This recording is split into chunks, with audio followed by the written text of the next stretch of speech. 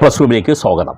ഇന്ന് വിൽപത്രം എങ്ങനെ പോക്കുവരവ് ചെയ്യാം, അതിൻ്റെ നിയമപരമായ കാര്യങ്ങൾ എന്തൊക്കെയാണ് എന്ന വിഷയം സംബന്ധിച്ചിട്ടുള്ള എപ്പിസോഡാണ് ഇത്. പ്രത്യേകിച്ച് ഇത് ചെയ്യാൻ കാരണം ഒരു 5 സബ്സ്ക്രൈബേഴ്സെങ്കിലും ഇത് സംബന്ധിച്ചിട്ടുള്ള ചോദ്യം പല എപ്പിസോഡുകളായി ചോദിച്ചിരുന്നു.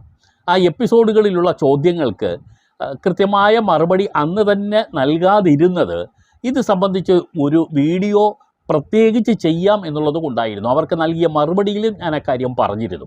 ഒറ്റ വാക്കിൽ പറയാവുന്ന കാര്യങ്ങളല്ല ഇത്. ഇതുപോലെ എന്തെങ്കിലും ചോദ്യങ്ങൾ നിങ്ങൾക്കുണ്ടെങ്കിൽ എഴുതി അയയ്ക്കുക. നിശ്ചയമായും അത് എപ്പിസോഡുകളായി അവതരിപ്പിക്കേണ്ടതാണെങ്കിൽ അവതരിപ്പിക്കും. ഇന്ന് ഇത് നോക്കാം.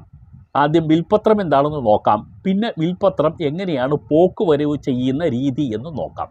എങ്ങനെയാണ് ഒരു വിൽപത്രം എന്ന് പറഞ്ഞാൽ മരിക്കുന്നതിന് മുമ്പ്